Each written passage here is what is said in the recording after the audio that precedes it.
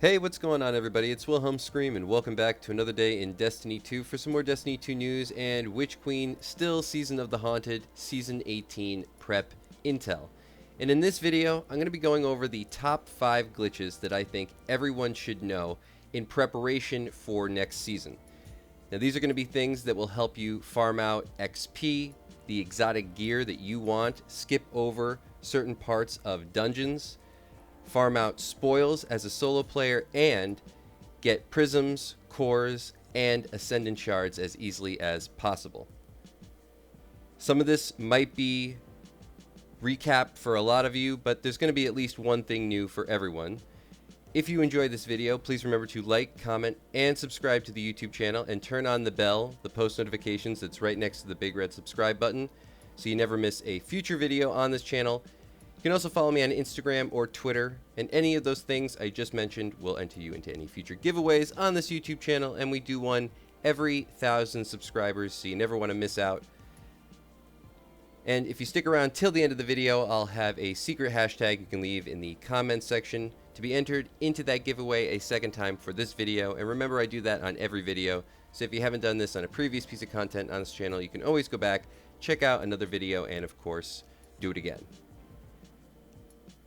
So the very first thing we're going to cover is a skip for the Duality dungeon. Now, this can help primarily with speedruns if you're doing it in a group, but if you are a solo player, this will also help you get the secret chest and possibly help get the catalyst for the exotic sword from the Duality dungeon.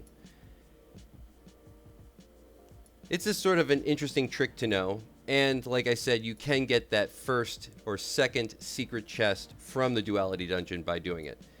It's a fairly easy jumping puzzle. You could do it on a warlock. We'll let this clip play out, and then we'll move on to the next one, which will be a exotic farming glitch.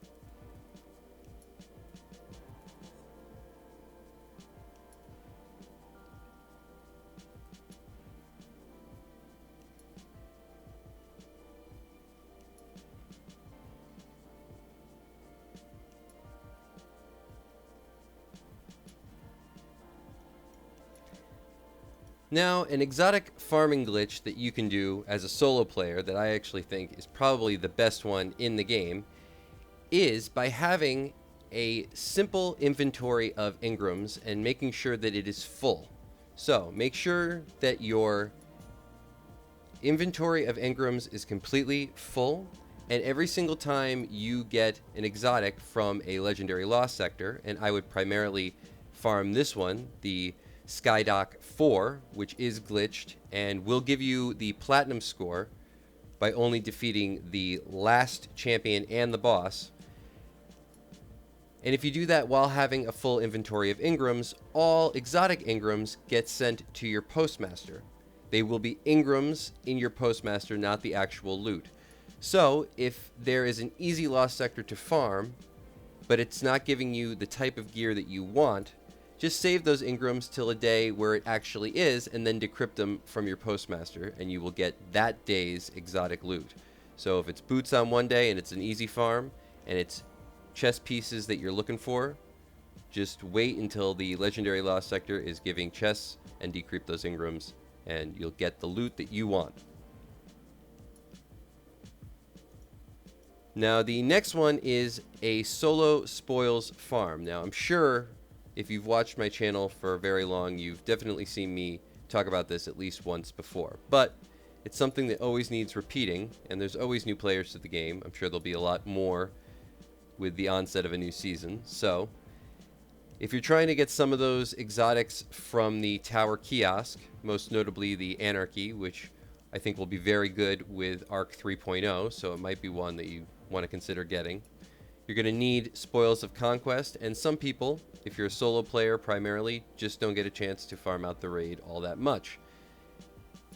Now, this is not a quick method to being able to get Spoils of Conquest in order to get those exotics, but it is a method that will get you there eventually. If you do this on all 3 characters every week, which it can be done on, you will get 5 Spoils of Conquest per character. That's 15 total. And if you do the second part, which is in the Vow of the Disciple, which is simply a farm that involves doing a actual raid mechanic, which is done solely by yourself easily enough, no glitch involved, you can get another 15 Spoils of Conquest if you do it on all 3 characters. That's 30 per week, and if you're persistent enough, maybe you get a chance to do a raid once in a while. You'll be able to get those exotics you want from the tower as quickly as possible. So I'm just going to let this clip play out, and then of course we will cover an XP farm that I'm sure everyone's going to want to know heading into next season. Also, this particular farm lets you level up your red border weapons really fast. You can also do this AFK, which is probably the best thing about it. And one of these will be an old school trick, the other a newer one. So if you don't own a particular DLC, most likely you'll be able to do this somewhere.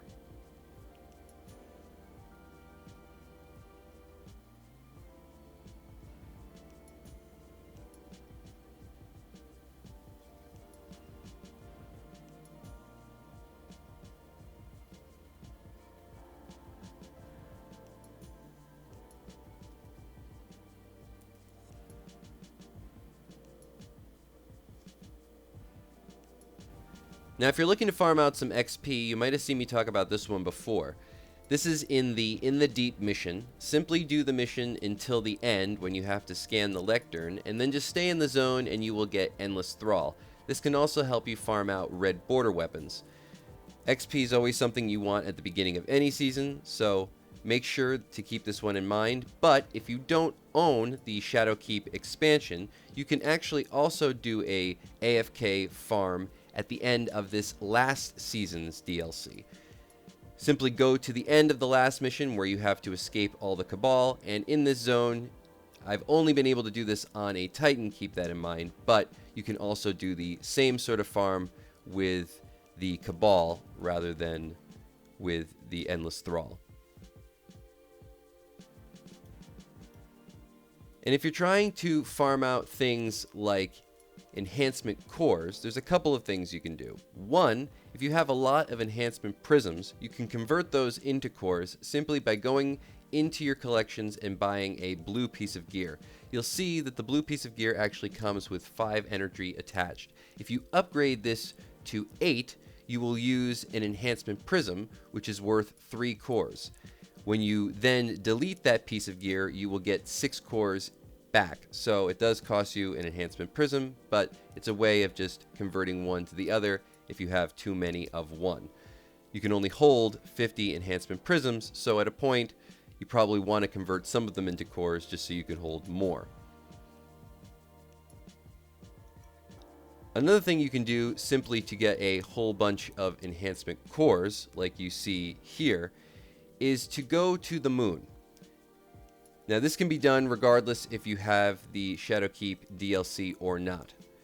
But on the moon, if you have any of these, the finest matter weave, you can find these chests. Now, they will be located at different points on the map, but you'll know them because they have runes on them. These runes correspond to 3 other runes that are located throughout the zone where the chest actually appears. Now, if you shoot the runes in the correct order, left to right, that as they appear on the actual chest, it will unlock the chest. But if you shoot them in the wrong order, you will get a yellow bar to appear. Now, if you kill this yellow bar while having a Finest Matter Weave equipped, there is a 1 in 3 chance that it's going to drop an enhancement core. So this makes this the easiest way to actually farm out cores, as you get Finest Matter Weave from deleting any kind of gear, even blue pieces of gear. So most people have quite a large number of them with really nothing to do.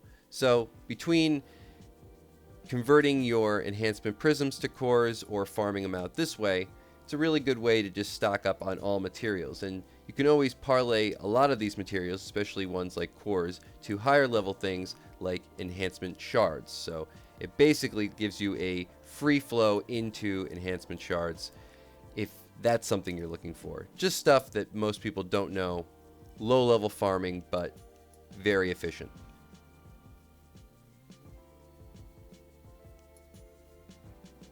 And the last thing, though that was 5, that I kind of want to discuss is something for the Psyops battlegrounds. Now, if you're just trying to get legendary shards, or maybe a few enhancement cores or other low-level materials, or if you're trying to get a roll on specific weapons, this is probably one of the best things still to farm.